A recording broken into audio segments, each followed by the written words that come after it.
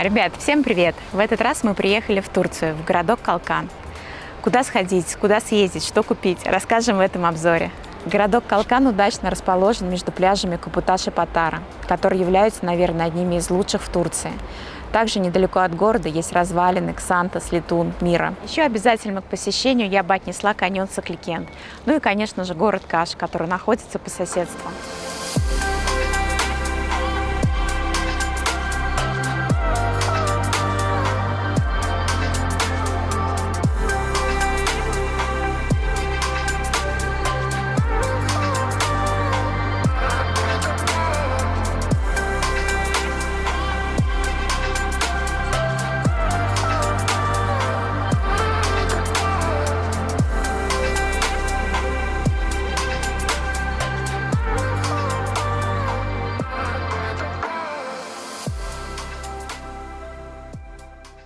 Ну что ж, посмотрим, насколько красив старый город. Пройдемся по улочкам, заглянем в сувенирные лавки, впитаем атмосферу ночного Калкана.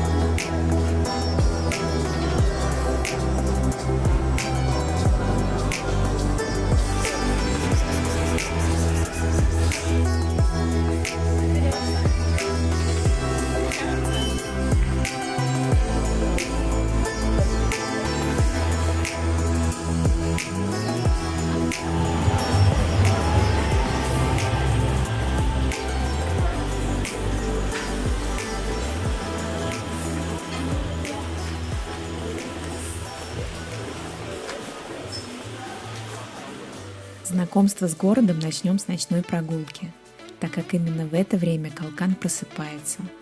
Улочки и рестораны заполняются людьми, ленивые коты беззаботно подтягивают лапки, а по городу разносятся запахи табака и турецкого кофе.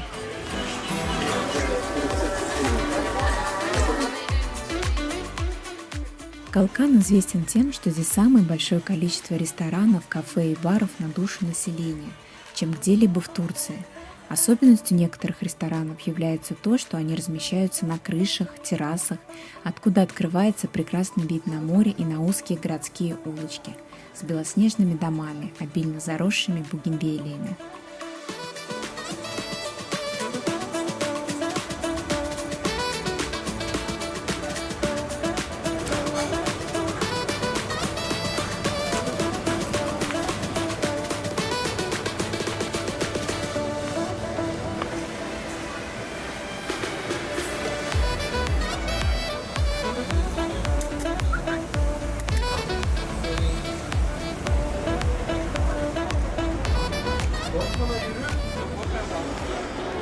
Здесь точно открывается лучший вид на ночной Калкан. Ориентиром к этому месту может послужить маяк, который находится на противоположной стороне от набережной города.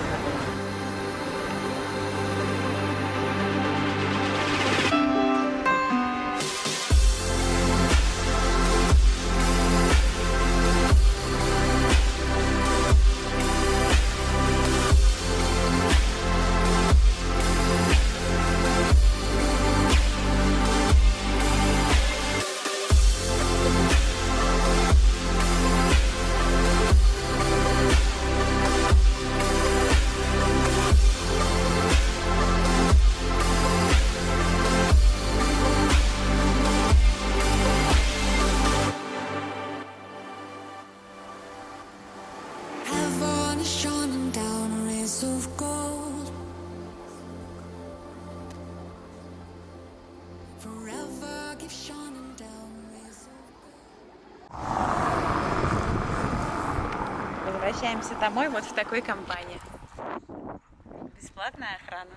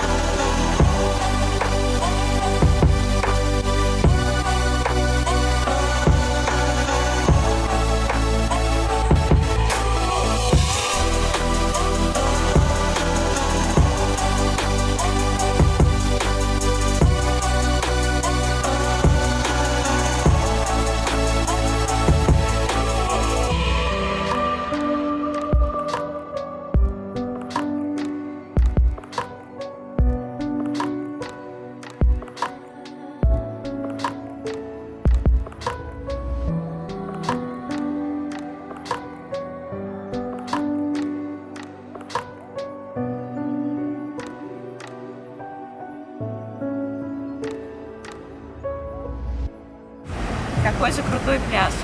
Здесь прямо с дороги открывается потрясающий вид. Этот пляж, наверное, один из самых лучших в Турции.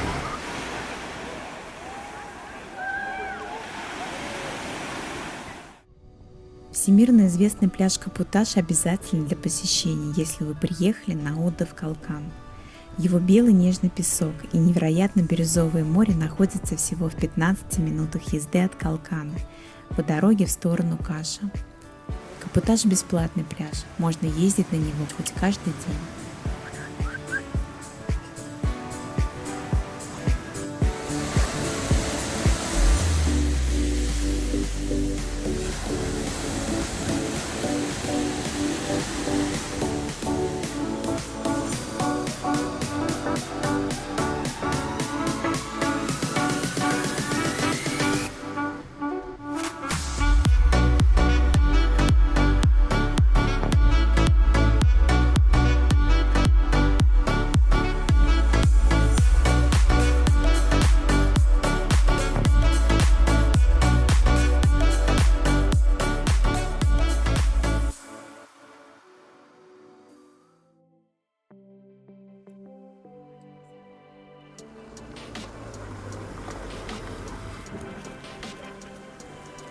Хоть и принято Турцию считать страной кошек, в Калкане немного по-другому. Главные обитатели улиц – это собаки. Но не стоит их бояться. Они все милые, мирные и порядочные. Ладят даже с кошками.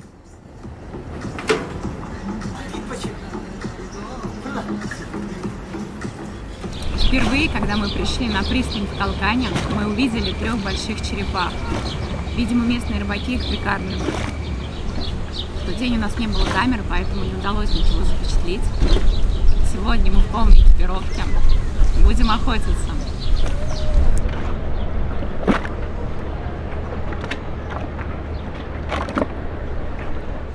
Что это за рыба вообще? Полудельфин, полуугорь. Че это такое, блин? К сожалению, в этот раз черепахи не подплыли близко к берегу. Удалось их видеть где-то в метрах 5. Ну ничего страшного, пойдем гулять по городу.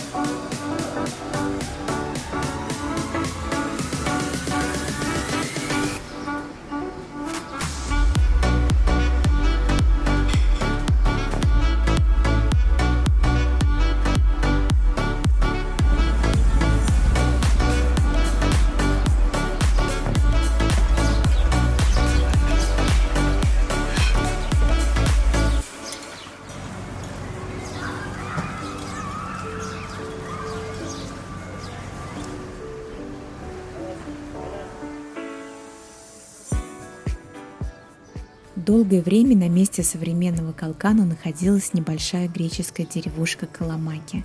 С тех времен в старой части города сохранились дома с узнаваемыми чертами греческой постройки. Затем на этом месте вырос городок, получивший название Калкан. С 60-х годов это место облюбовали британские яхтсмены и дайверы, которые стали толчком к развитию туризма.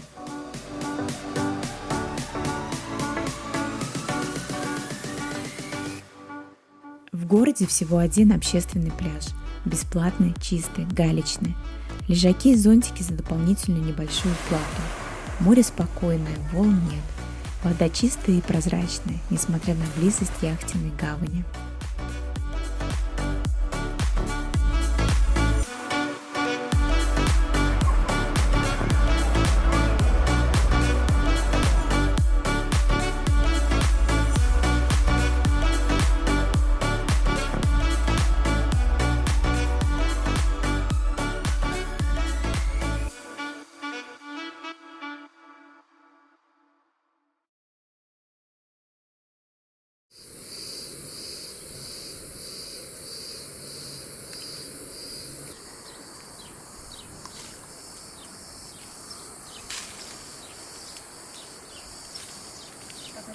Хорошая попалась.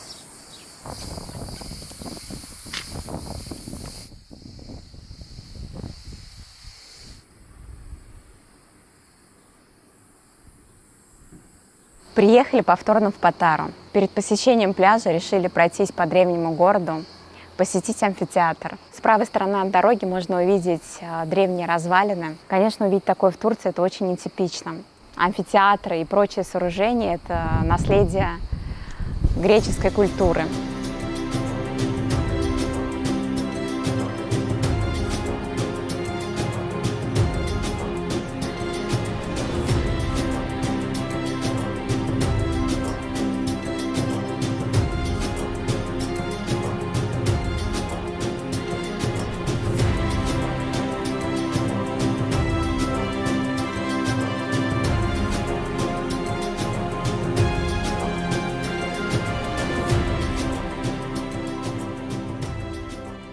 Патара – это археологический музей под открытым небом, сразу за которым открывается прекрасный песчаный пляж протяженностью 18 километров. Кругом отличные пейзажи и ни одного отеля.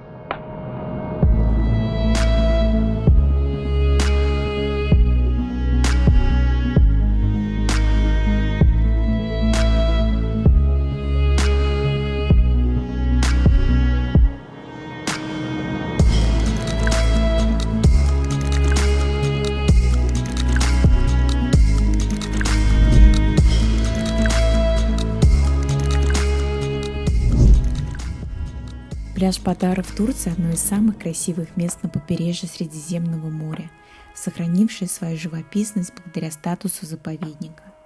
Здесь вместо гор песчаные дюны, сколько видит глаз, а вместо традиционной гальки ноги ощущают мягкий песок.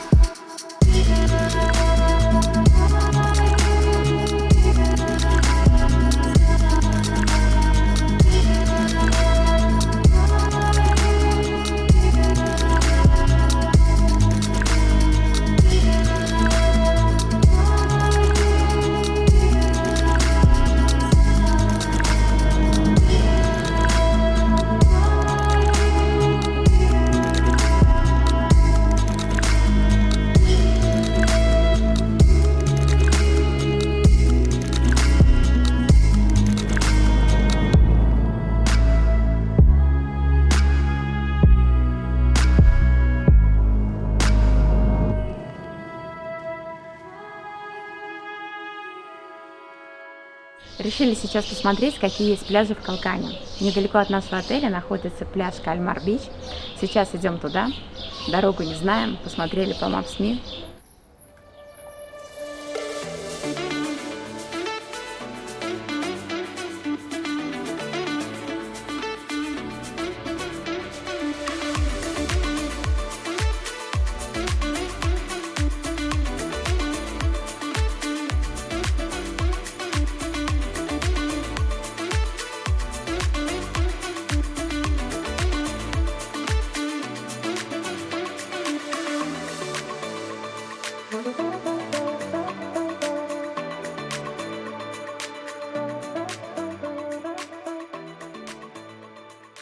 Вообще в Калкане несколько пляжей клубного типа, на которых оборудованы террасы с лежаками и зонтиками.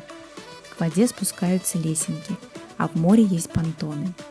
Сервис включает напитки и еду, поэтому на таком пляже можно провести целый день.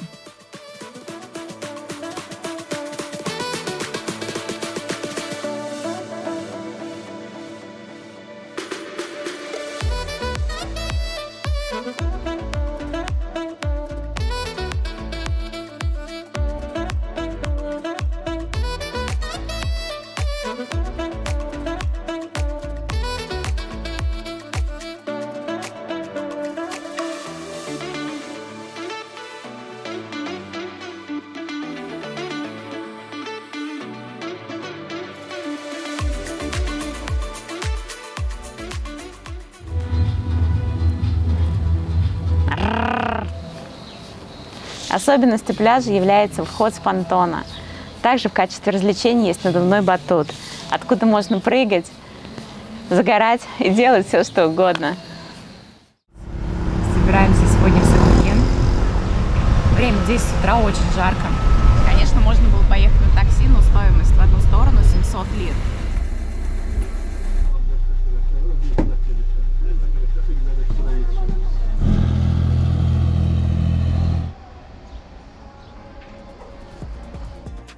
Ущелье Саклыкент – это самый длинный и глубокий каньон Турции.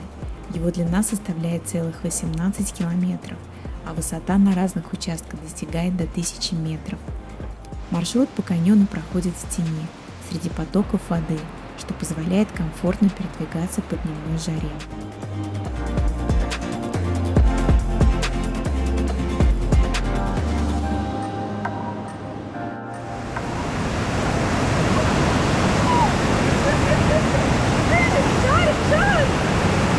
Давайте вперед.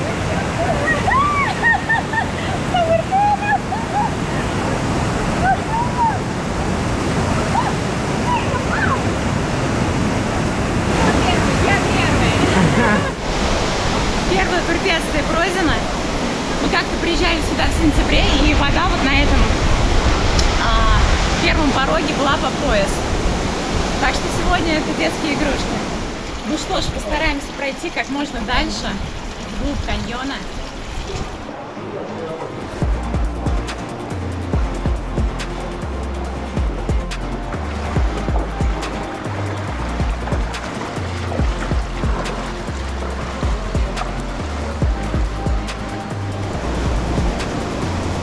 Преодолели пару сложных препятствий, двигаемся дальше. Частенько попадаются вот такие камни, похожие на остановку, где можно укрыться от солнца, отдохнуть. Хотя пока все кажется не так сложно.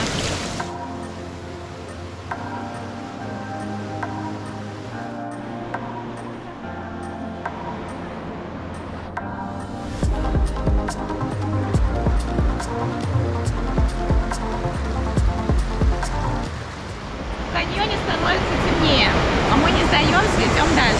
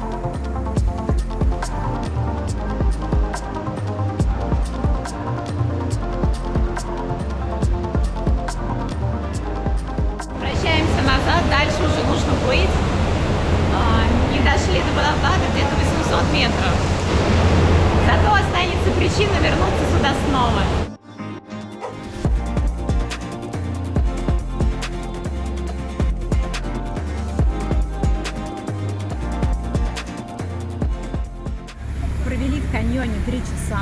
Время пролетело незаметно. Сейчас отдыхаем вот здесь вот в таких вот очень колоритных кафе. Здесь их несколько. Пока только смотрим, куда можно пойти. Выбрать лучшее место с лучшим видом. Отдохнуть после каньона и спрятаться от знойного солнца можно в очень уютных и колоритных ресторанчиках, которые находятся либо на берегу реки, либо вдоль забавных бассейнов с холодной водой, в которых живут местные гуси и удочки.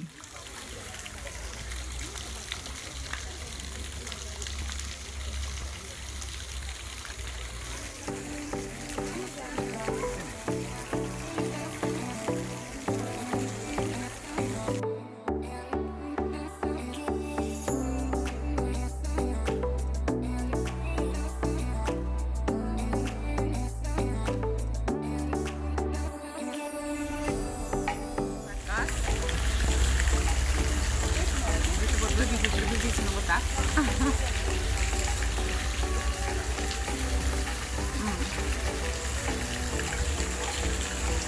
Вкусно.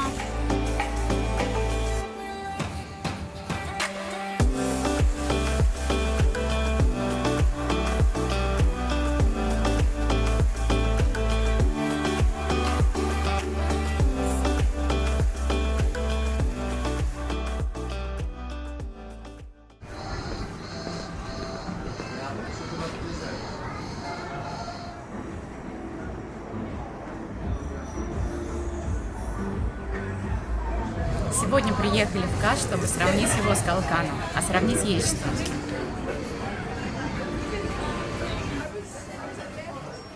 Город Каш – это красивые уютные домики, неспешные прогулки по узким старинным улочкам, ленивые фотогеничные коты, теплые закаты и потрясающие горные и морские пейзажи. Каш не такой холмистый, как Калкан. Передвигаться по городу намного проще. Город намного больше, цены ниже и для бюджетного туриста выглядит более привлекательным.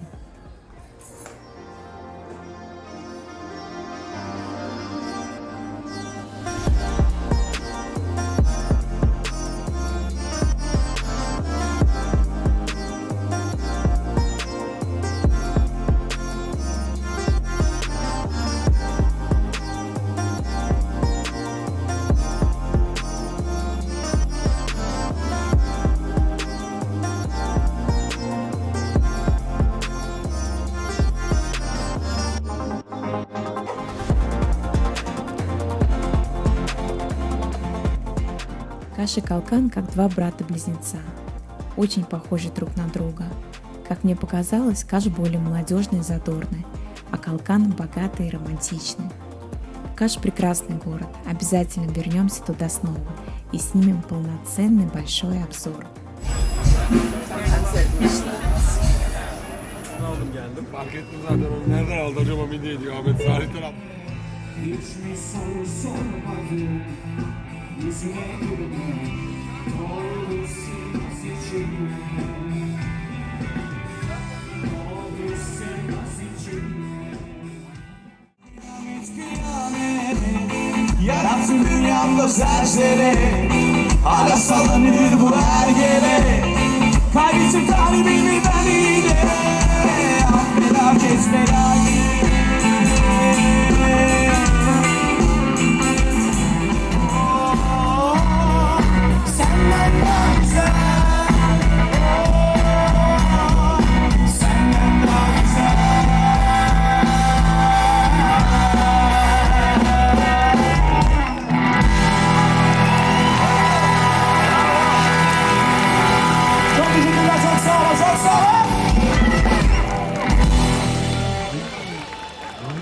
Ve bizleri takip için Instagram üzerinden naklen bizi takip etmeyi unutmayın.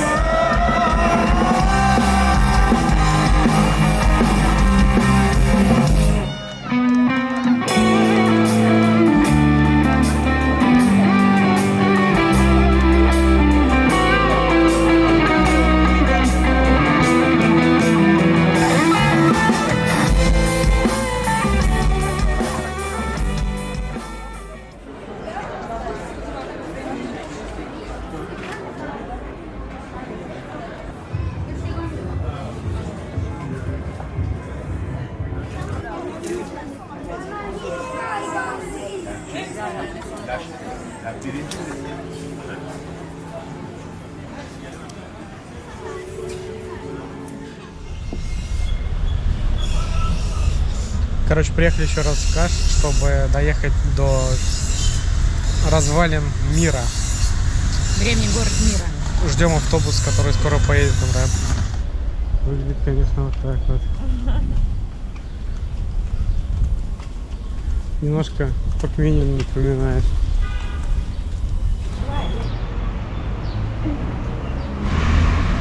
Да, это уже, конечно, не наш отель.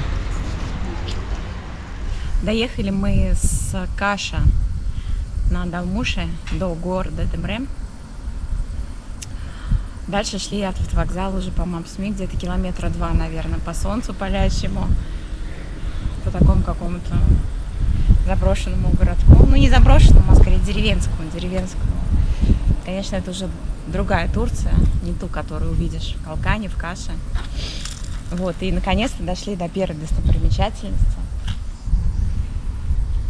Непонятно, что это, церковь, не церковь, почему-то находится очень низко.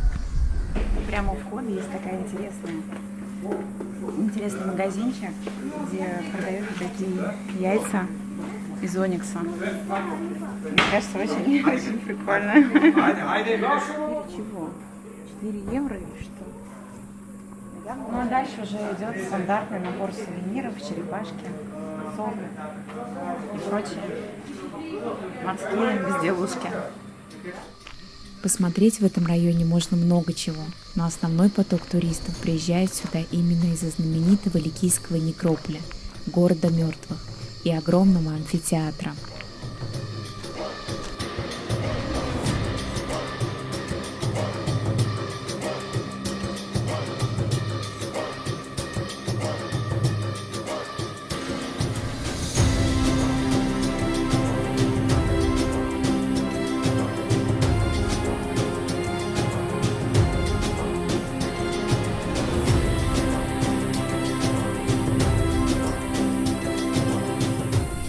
Самым прекрасным сооружением древнего мира являются скальные гробницы IV-V века до нашей эры.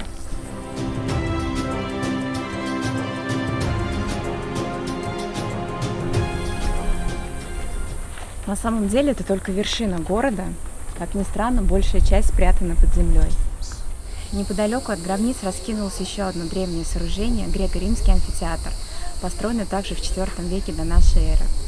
По размеру он уступает лишь римскому Колизею и вмещает в себя 10 тысяч зрителей. Статуя Фортуны. На удачу!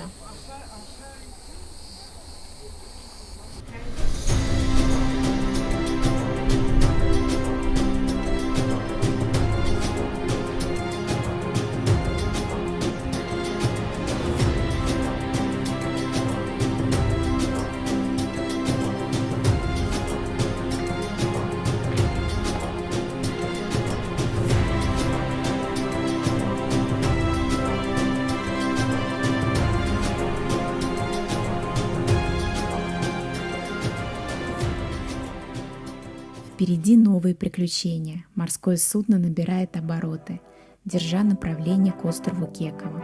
Уверена, это путешествие превзойдет все мои ожидания.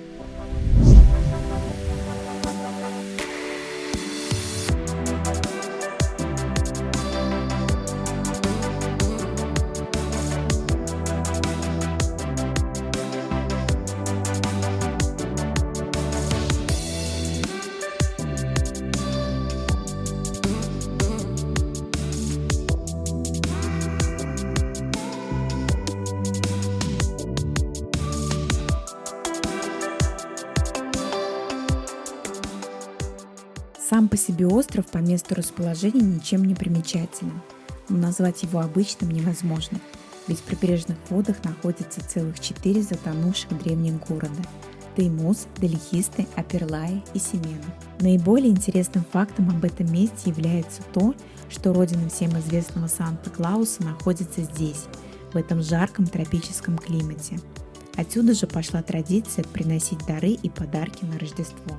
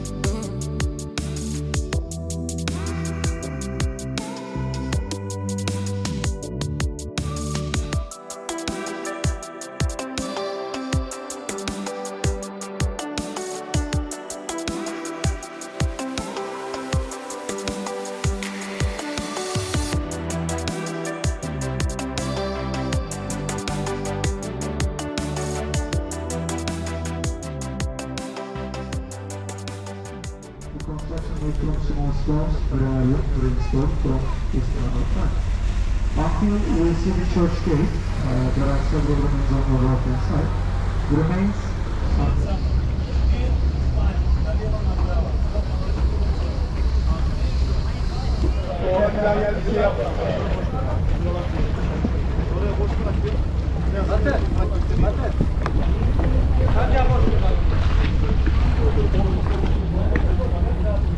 Одной из остановок стал древнейший город Семена на берегу залива Кекова. Вокруг порта стоят маленькие домики, а за ними высится холм с руинами крепости рыцарей Святого Ордена. У берега моря расположились остатки античных бань. Остальная часть древнего города затоплена. Вокруг города расположена деревня Кале, а в садах местных жителей можно с легкостью наткнуться на какой-нибудь исторический обломок.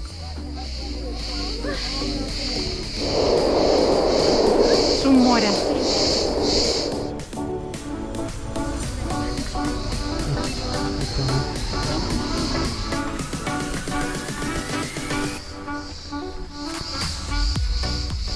Место очень колоритное, очень красивое, много всяких разных интересных деталей.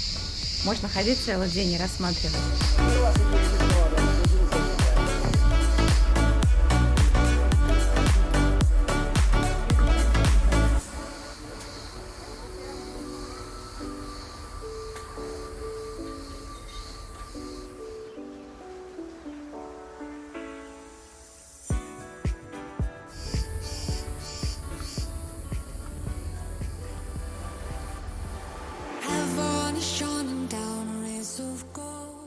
Руины Ликийской крепости – это главная достопримечательность Семены. Крепость расположена на самой высокой точке, откуда открывается потрясающая панорама на окрестности и затонувшие города. Там же находится еще одно интересное место – самый маленький известный амфитеатр времен Ликийской эпохи. Forever